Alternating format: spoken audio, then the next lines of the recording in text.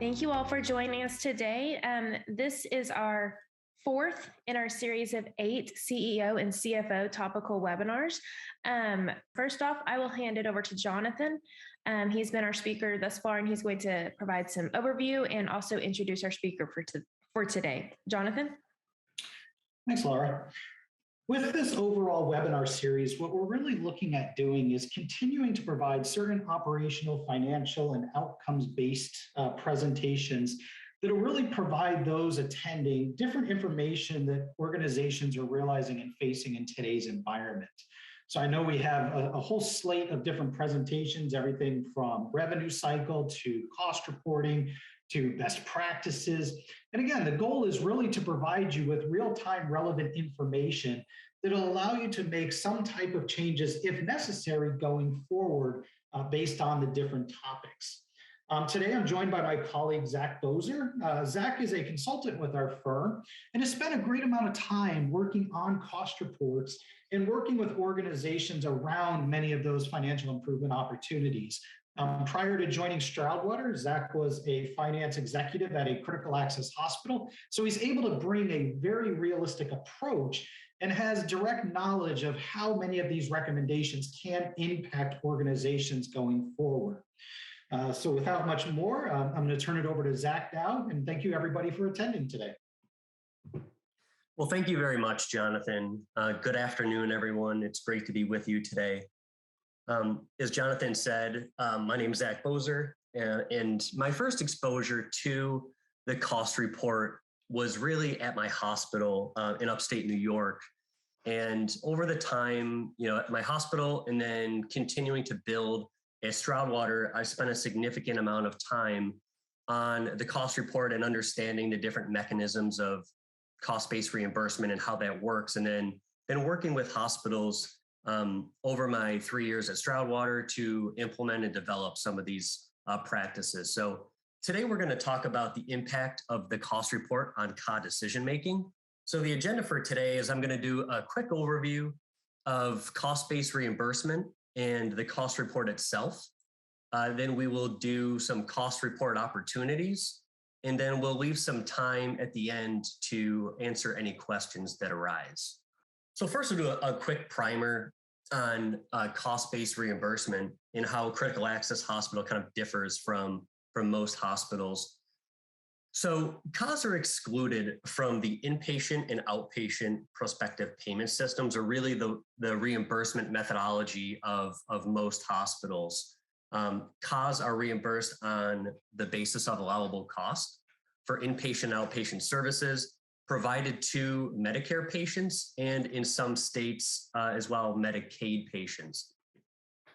So this cost-based reimbursement methodology provides significant advantages to critical access hospitals by allowing them to be paid at 100% of their costs for Medicare and in some cases, Medicaid revenue. Now, this is particularly important because critical access hospitals are located in rural communities that generally have a higher penetration of Medicare and Medicaid patients. So this kind of serves as a tailwind since a significant amount of their payer mix is cost-based in many cases. So Medicare pays critical access hospitals according to Part A and Part B deductible and coinsurance amounts. And however, that does not limit the 20% Part B co-payment amounts by the Medicare inpatient deductible. So what does that mean? So for outpatient services at a critical access hospital, coinsurance amounts are calculated at 20% of charges. So as charges are increasing faster than costs, the patient is incurring a greater amount of financial responsibility for those outpatient services. So it's important to kind of track, how we are adjusting pricing. And in comparison to, a PPS hospital where coinsurance is calculated at 20% of the allowed amount, 20% of charge is a much higher amount, and that can be problematic for various reasons. So the cost report is a system. It's a systematic method of cost accounting that will determine the allowable costs or those costs that Medicare will pay us for. And then it takes all of those costs and then it allocates those overhead costs to each department through a statistical step down. So overhead costs will be allocated to our different service departments, such as med-surg, radiology, emergency, in rural health clinics in some cases, among many others. So we like to think of the Medicare cost report as similar to the tax return for a critical access hospital.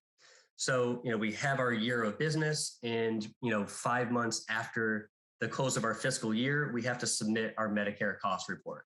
So we input all of our revenues and all of our expenses and complete the cost report. And then we're going to have a settlement either due to the hospital or due to Medicare based on the results of intermediate payments throughout the year and the way that our costs are allocated to all those different departments. So since critical access hospitals receive cost-based reimbursement for most services, the way that we're allocating those costs to different departments is incredibly important and can significantly affect the settlement that due to or due from Medicare and have an impact on our financial statements as well. So here's a screenshot of a worksheet A from the cost report. And this really is demonstrating what I was mentioning on the previous slide about allocating overhead costs. So we see that we have this red box here of all these different departments to the left. And all of these costs through that statistical step down will be allocated to these different revenue generating departments.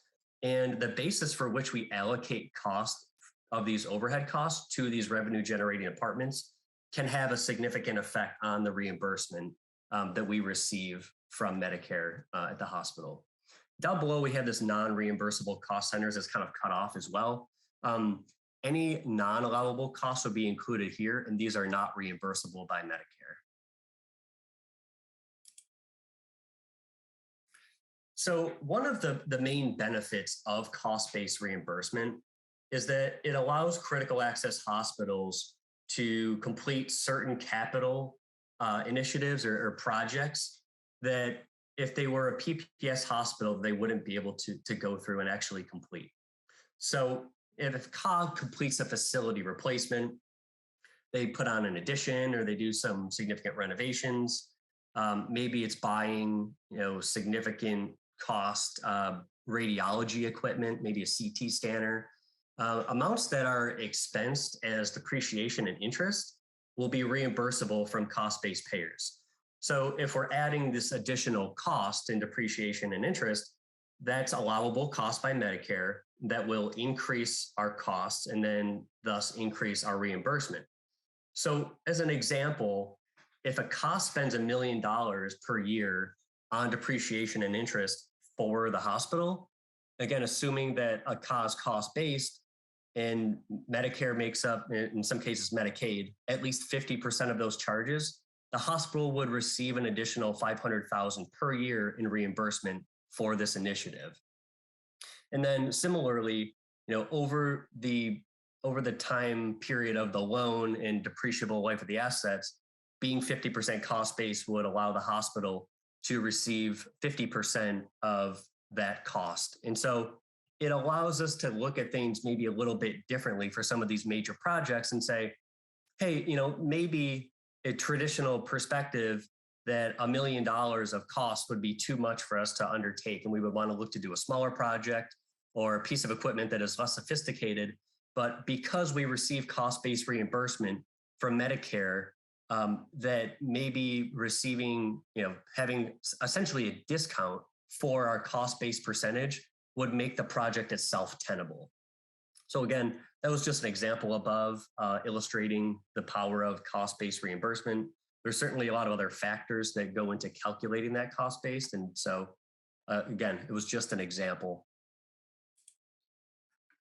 So in thinking about the importance of the cost report on critical access hospital decision-making, traditionally we've had really three main silos of, within the hospital of major departments. We've had a quality, we've had a revenue cycle, and finance silos. And, in recent years, within the last, 10 to 15 years, that some of the silos, particularly within the revenue cycle department and finance department, have started to combine. And we've understood that the cost report is such a powerful tool in determining reimbursement. So it was really this natural fit for there to be the combination of revenue cycle and finance committees and tracking things such as key performance indicators, objectives and key results, et cetera. But this third silo of quality has kind of remained over time. And this is really where most CAHs, kind of stand in terms of, still maintaining the different silos among those departments.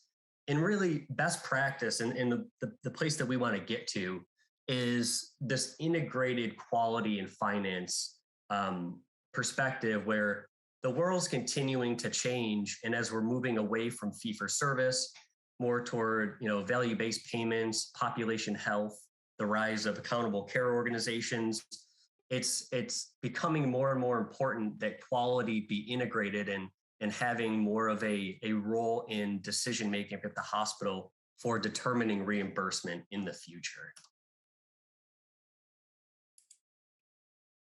So in this next section, I will get into some specific cost report opportunities that we've worked with a lot of hospitals to implement and kind of understand the importance of these different opportunities and how they can affect reimbursement on the cost report and lead to different organizational or different operational changes within the organization.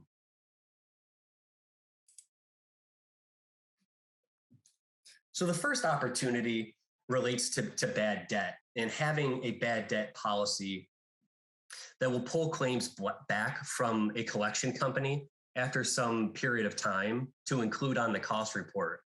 This is often a step that's overlooked, that we go through the process of trying to collect claims, and then we ship those to collections, and those claims go to a collection agency and kind of just stay there. And Medicare on the cost report will reimburse the hospital 65% of the amount of claims. And so it's important that after a period of time that, say 6 months, that a claim has been with a collection agency, it's probably unlikely that the patient's going to show up someday and decide to pay that bill after some significant amount of time has gone by. And so it's important to then pull those back from collections to include on the cost report. And specifically, we should be trying to target Medicare bad debt percent at least 10% of the outpatient deductible and coinsurance amount. The next opportunity is related to this concept of funded depreciation. And so kind of using the example before of the facility replacement, that interest expense is allowable under Medicare. Now, if we also have significant investment or interest income, Medicare will offset interest expense that is allowable cost against any interest or investment gains. And it will reduce the allowable cost that Medicare will then reimburse us on that interest expense. Now, as a critical access hospital, you're eligible for this funded depreciation account. And essentially what it is it's an investment account where you can do a lot of the same activities that you're looking to do and kind of receive investment gains on your cash, but the account itself is specific to capital investments in the future. And so if we're able to put this pot of money aside in this funded depreciation account and let it grow, and that can be used specifically for capital improvements in the future, Medicare will not offset the interest or investment income against interest expense. The next opportunity is related to a time study process for your medical records department and making sure that we're aligning the time spent among our medical records department team members spent working on the departments for which they're doing their medical records functions. I would say that probably 7 out of 10 cost reports that I review, the hospital is using a allocation methodology of gross charges. And oftentimes what happens when using that methodology, although it is simpler and easier to do, it inaccurately allocates costs to some higher charge departments. So maybe lab or radiology come to mind as being a higher charge department, but there's not that same, commensurate amount of time spent or effort by your medical records department doing medical records functions for those departments. And oftentimes your inpatient unit is one that tends to be a little bit lower charge department, and it receives a lower percentage of medical records cost allocated to it. Well, one of the benefits of doing this time study is it tends to realign some of those issues around time spent and effort within those departments. And what we generally see is when using a time study methodology is that the inpatient unit tends to receive a higher percentage of the medical records cost. And we know that our inpatient unit is our highest cost-based department within the hospital for the most part. And so if we're able to include more cost in a higher cost-based department, that's ultimately going to lead to greater reimbursement. Next, we want to talk about your worksheet E, Part B, which is the outpatient worksheet that helps calculate your reimbursement settlement. And I touched on this early on about the calculation of coinsurance for outpatient services, except for lab, being 20% of the charge. And the opportunity here is to look at the Medicare cost to the coinsurance and deductibles to Medicare patients as a percentage of total Medicare costs. And we want this to be less than 40%. So anytime that it's over 40%, and I've seen this at 100% essentially, that the Medicare patients are then forced to, they're burdened essentially with, additional Medicare cost that the hospital then has to go to its Medicare patients to collect that cost rather than Medicare. So one of the things that we can do to combat this is, one, to pay attention to it, but ensure that as we are adjusting our charge master higher, that if we're significantly increasing our pricing above what our cost increases are, which are generally in that, well, with inflation now a little higher maybe, but generally 3% a year. If we're increasing our costs, our charges more than that 3%, we're passing on a greater and greater amount of Medicare costs to Medicare patients. Another opportunity is related to hospital square footage. So as I mentioned, with the statistical step down, one of the major allocation methodologies among several departments is square footage. And so it's important to look at the square footage of all these different departments and ensure that we're allocating that appropriately, particularly if we have unoccupied space, so space that doesn't necessarily belong to a department or it's just shell space, that is generally non-allowable.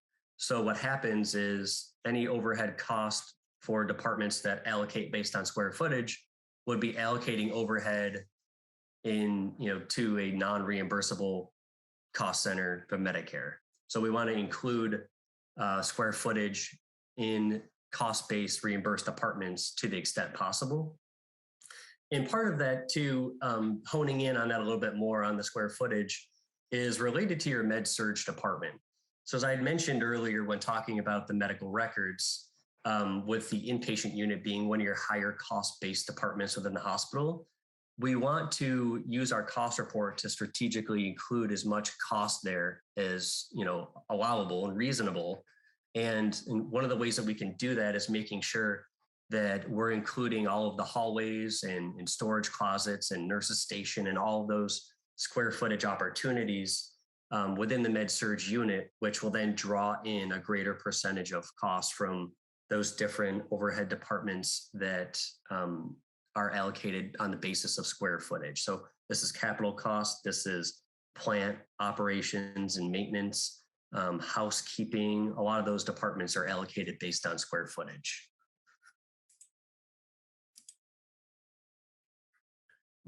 Another opportunity, and this is one that we see as an opportunity for probably 6 or 7 out of 10 hospitals that I work with, is appropriate time study methodology for the emergency department and ensuring that we're, including an accurate amount of standby time on the worksheet A82. And, some hospitals will do this manually, others will do this using a technology-based solution. I've seen issues with both. But essentially what we want to do is with Stroudwater, we'll look at the split between professional time spent treating patients and provider time, which is that standby or administrative time.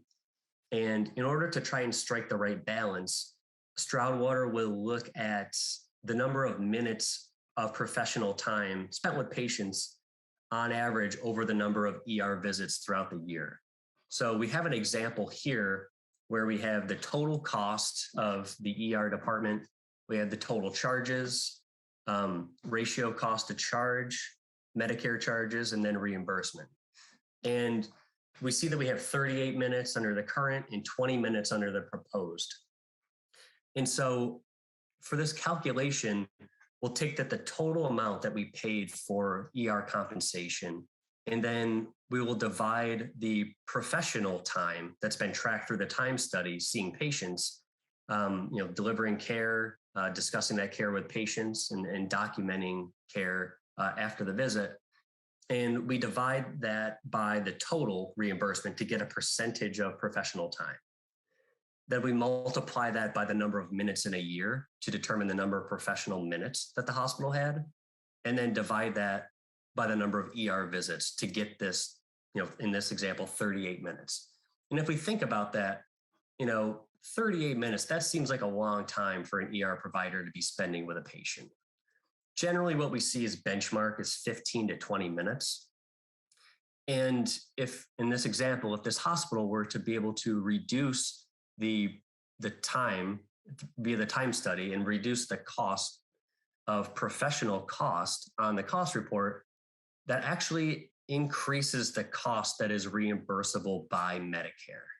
And so we see the cost going from $3 million to $48,000 up to $3,495,000, or increasing essentially by $446,000. And when we apply that to the increase of the ratio of cost to charge, it actually leads to an increase in reimbursement by $156,000. Now, certainly this is a bit of an outlier case, 156,000 pickups quite a bit. I've seen it significantly higher. I've seen it lower, but it's definitely an opportunity for hospitals to take a look at and make sure that the time study method that they have is, appropriate, and that they're, at least if they're above that benchmark, say of 20 minutes, that there's a good reason of why that is. And we also want to do this too for, hospitalists for inpatient coverage, that if we have any inpatient coverage physicians that are doing any administrative functions, such as medical directorships, that whatever percentage of time that they're spending doing those administrative functions, that we're carving that cost out of professional time and including it in the provider component to be reimbursed by Medicare.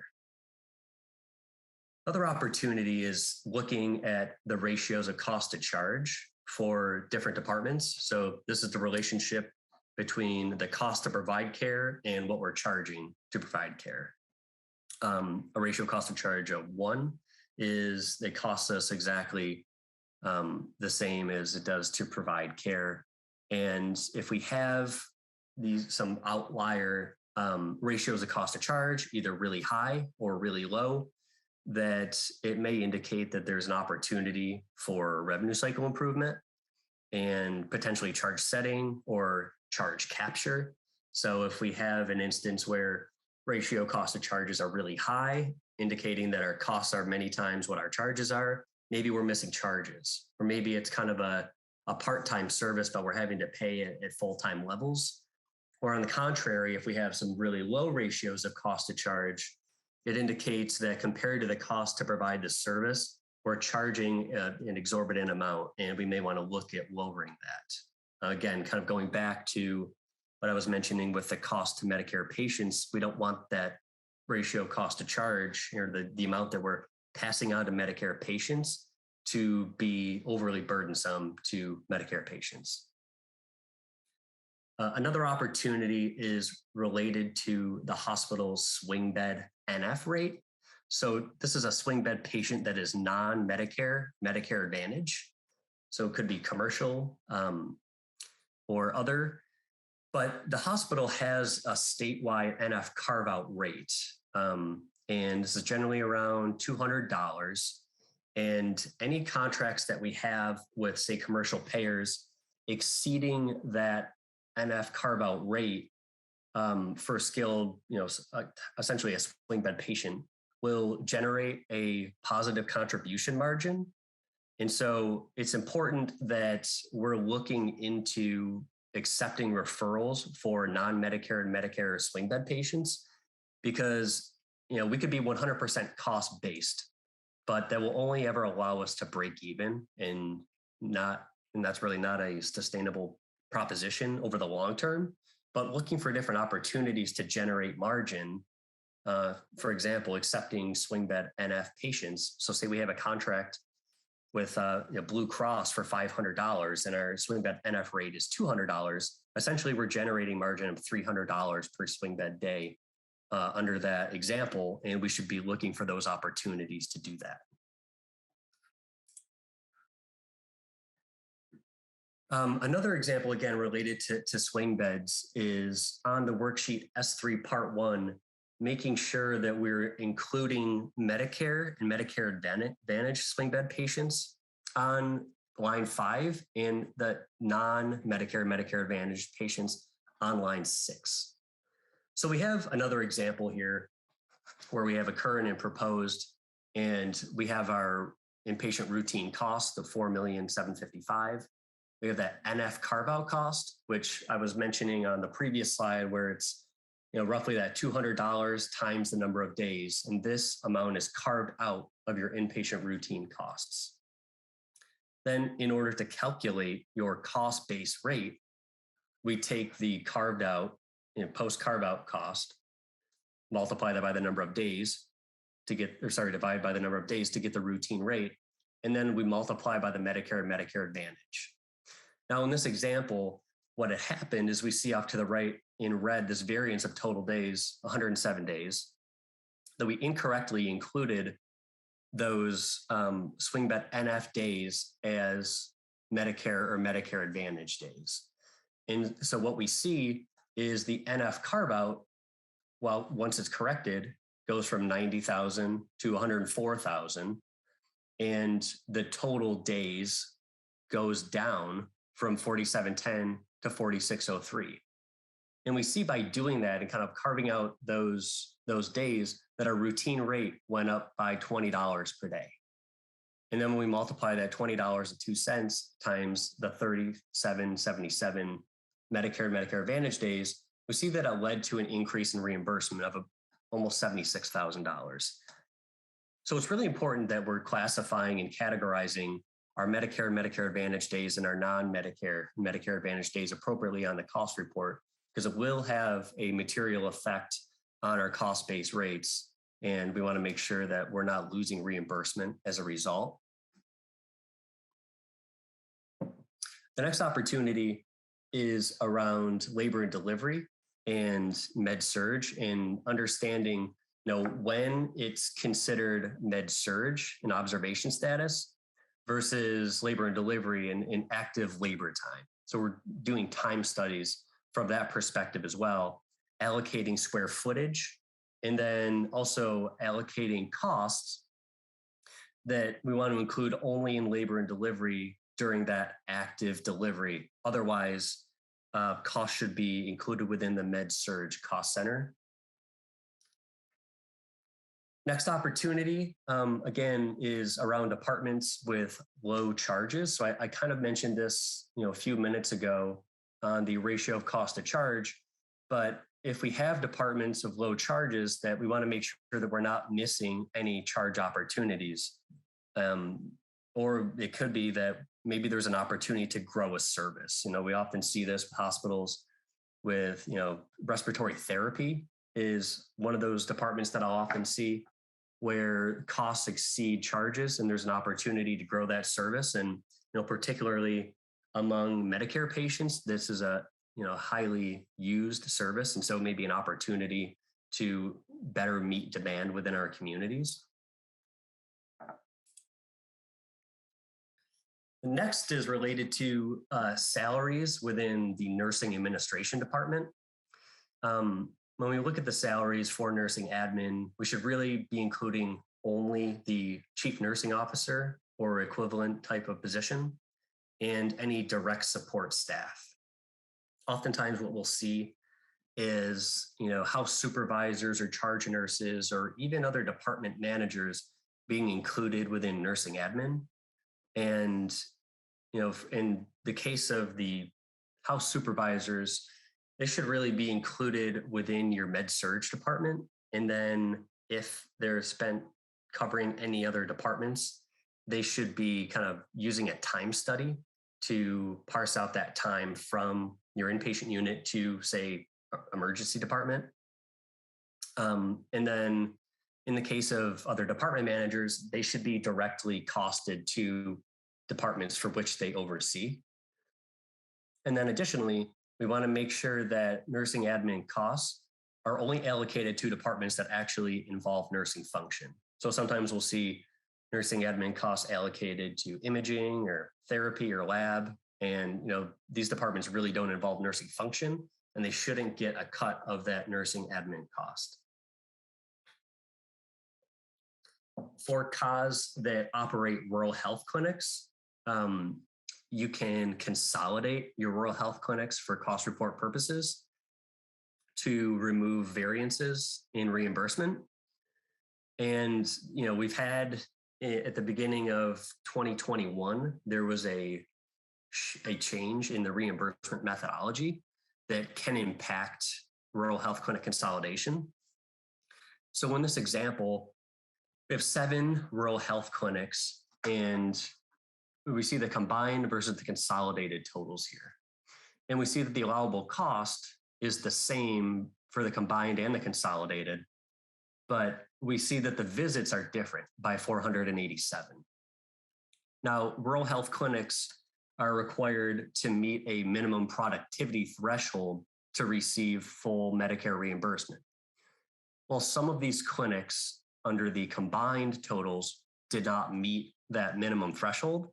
And so the cost report either uses the actual visits if they're in excess of the minimum threshold, or the minimum threshold if the actual visits are below the minimum threshold.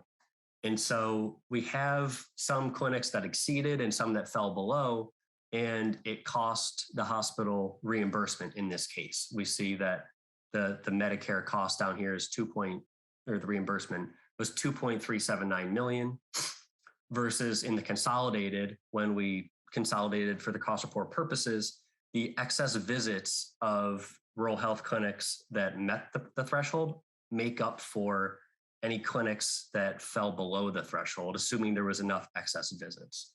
And what happens in that case is that the actual cost or the reimbursement amount went up by $21.29, multiplied by 487 visits, which equaled a pickup and reimbursement of $261,000.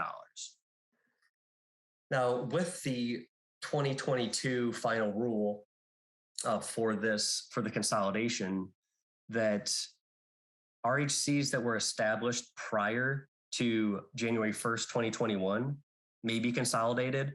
These are the rural health clinics that are grandfathered and had the cost-based rate. And rural health clinics that were established afterward and that are subject to the new reimbursement methodology of the upper payment limit, they may be consolidated, but you can't consolidate a grandfathered rural health clinic with a rural health clinic under the new methodology.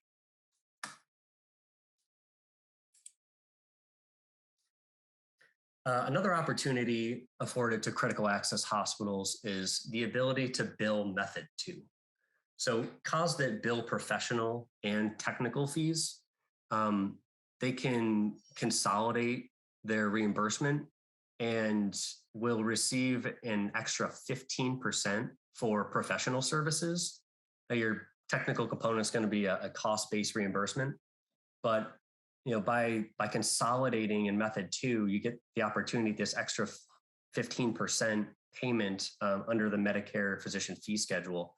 Again, that's after any applicable deductions. But again, it's a reimbursement opportunity that we can just shift the way that we're billing to bill the optional method 2 to pick up a little reimbursement from Medicare.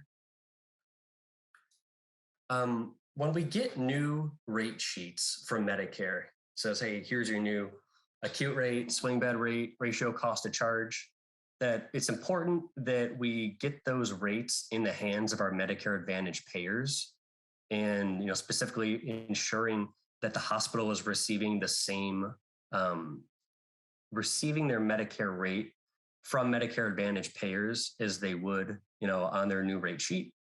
So as a critical access hospital, we're entitled to get our Medicare rate from MA payers. And this is something that, at least I've experienced at my hospital, where we had Medicare Advantage payers that were paying us well below our Medicare rate. And it took some time to work that out, but it's important to evaluate your contracts from time to time and make sure that you are receiving, roughly equal to your Medicare rate for swing bed services. Interim cost reporting is another really important aspect for a critical access hospital. And at least semi-annually, going through the process of understanding where we are in terms of our costs and our volumes and seeing how those things have changed, which will help dictate and allow us to understand, that settlement that I was mentioning earlier on, that any amounts that we would have due to or due from Medicare, and would allow us to avoid any surprises at the end of the year once we file the cost report, and then also reflect those changes within our financial statements. And so certainly one of the things that we want to avoid is getting through the year, filing our cost report, and finding out that we owe Medicare a few $1 million. And so going through this process and kind of understanding how things have changed is really important. And then on that same note, going through that process, and particularly in the case of if Medicare were to owe the hospital money, so thinking, fiscal year 2020 and 2021 with COVID, likely our costs remained pretty flat or increased, but we had reductions in volumes that would lead to increased reimbursement rates and higher ratios of cost of charge. So Medicare would have probably owed us money throughout the year, and there would have been a positive settlement to the hospital. Well, Medicare will settle up with us at the end of the year and say, hey, throughout the year, we underpaid you by X dollar amount. But your Medicare Advantage payers don't go through that same settlement process. So in that instance, the hospital would have been underpaid by Medicare Advantage payers. So one of the things that we like to do is advise hospitals to set some type of internal dollar threshold and say, hey, if we go through an interim cost report process and Medicare owes us $500,000, that would cause us to go through and file an interim cost report, rebase our rates, and then once we get that new rate sheet, get that in the hands of Medicare Advantage payers. So they'll start paying us at those higher rates and won't underpay us throughout the rest of the year. Another opportunity is looking at reducing or eliminating cost centers to non-reimbursable or non-allowable departments that don't receive cost-based reimbursement. So some of these examples include, say a nursing home that is either been closed, or if maybe we're part of a system, we're able to transition that off of the hospital's operating certificate and off of the cost report, a significant amount of overhead gets allocated to a nursing home, and it would allow that overhead to be reallocated to other cost-based departments. If there's any unused hospital space in the department, making sure that we're able to include that into some departments that receive cost-based reimbursement. And then also if we have any freestanding clinics, looking at designation changes to provider-based clinics or rural health clinics, will also reduce the loss of overhead and have other reimbursement advantages as well. So it's important to continue to look at those below the line non-reimbursable cost centers and seeing if there's opportunities to shift some of that overhead back to cost-based departments. For COS that operate in ICU, for cost report purposes, I would say that most critical access hospitals don't truly see an ICU patient anymore. And so one of the things that we recommend is consolidating their distinct ICU into a high observation service and consolidate it within med-surg. And so again, here's another example. But we have the current situation with the med-surg unit on the top, and then we have a distinct ICU on the bottom. And then looking at the consolidation and including all of the cost and the days from the ICU within the med-surg unit by including the ICU, which is a resource intensive, a high cost, low volume service, and including that within our med-surg unit. Oftentimes, critical access hospitals will see a pickup in reimbursement. And that's what we're seeing here in this case, in this example, a pickup of $37,000 here. So this is something to look into for any hospitals that do operate an ICU and have the ability to consolidate it within the med-surg unit. COS that are part of a system and maintain a system relationship that meet certain requirements, they can receive home office cost allocations. So this is something that can be a valuable reimbursement opportunity for critical access hospital to integrate further within the system and receive additional overhead allocations, which will again increase reimbursements for Medicare. And it's important to be using the Medicare guidelines for how to do this, going through the direct, the functional, and the pooled methodologies as outlined in Medicare regulations.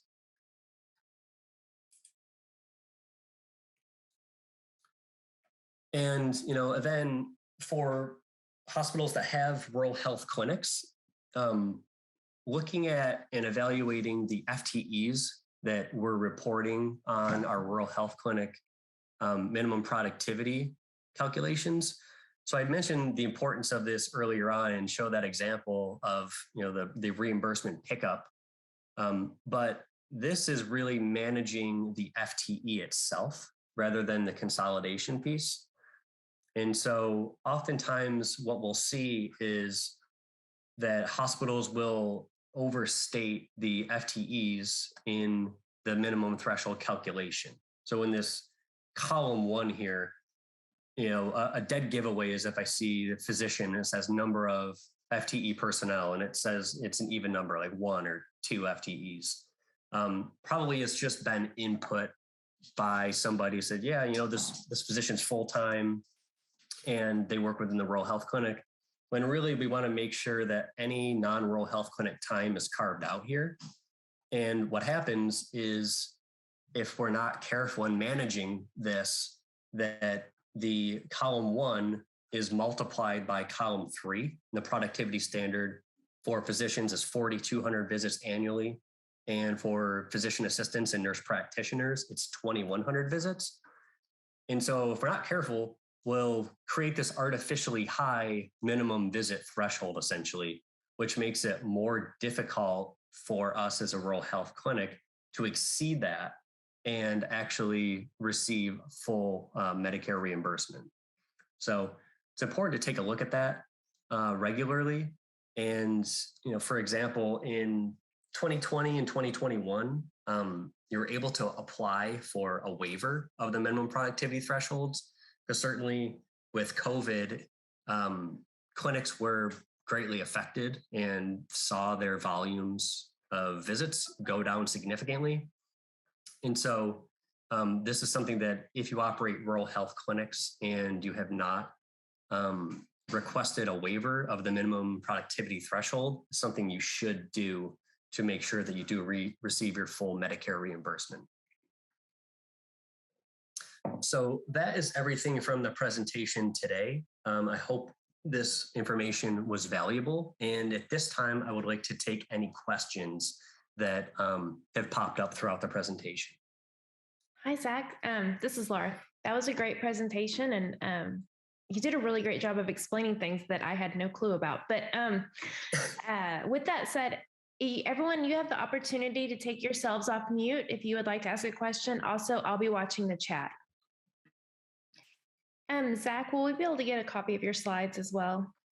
Yeah, absolutely. I can PDF that and I'll send it to you so that can be sent out to everybody and have a copy of it. And certainly if at any time in the future anyone has questions or is reviewing the slide deck and would like to discuss anything further, certainly I'd be happy to do that. Perfect. Well, thank you for your time today, and thank everyone for joining. Our next webinar is scheduled in May, and I apologize, I have to look up the date. May 17th. So I will send out a reminder. Closer to that day, we'll be talking about swing bed development on May 17th. So thank everyone for your time, and thank you, Zach, as well. Thank you, everyone. Have a great day. Have a great day, everyone.